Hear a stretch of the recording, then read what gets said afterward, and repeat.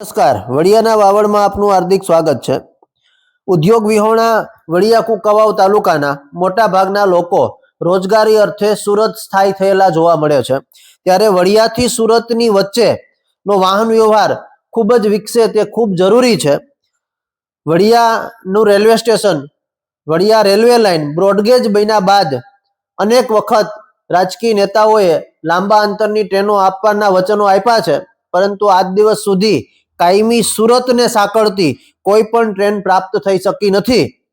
ત્યારે વડિયાથી સુરતની વચ્ચે એસટી બસ વ્યવહારની સુવિધાઓ વધે તે ખૂબ જ જરૂરી માનવામાં આવે છે।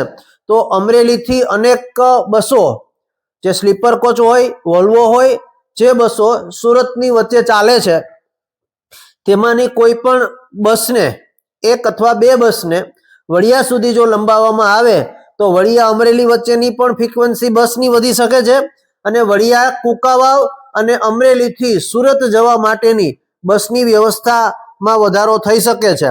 હાલ એક બસ બગસરા વડિયા સુરત ચાલી રહી છે, જે બસને ચોકીથી કુંકાવાવ સુધી લંબાવવામાં આવી છે। કુંકાવાવથી પરત તે ચોકી આવે છે, તેને કારણે મુસાફરોનો સમય પણ બગડે છે અને ભાડું પણ વધે છે।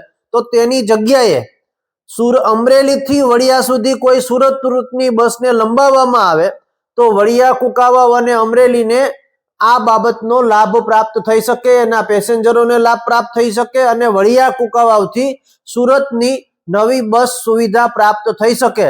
તો આ બાબતે તંત્ર દ્વારા યોગ્ય કાર્યવાહી કરવામાં આવે તેવી લોક માગણી જોવા મળી રહી છે। વડિયાથી અમરેલી અને સુરતની એક બસ આપવા માટેની લોક માગણી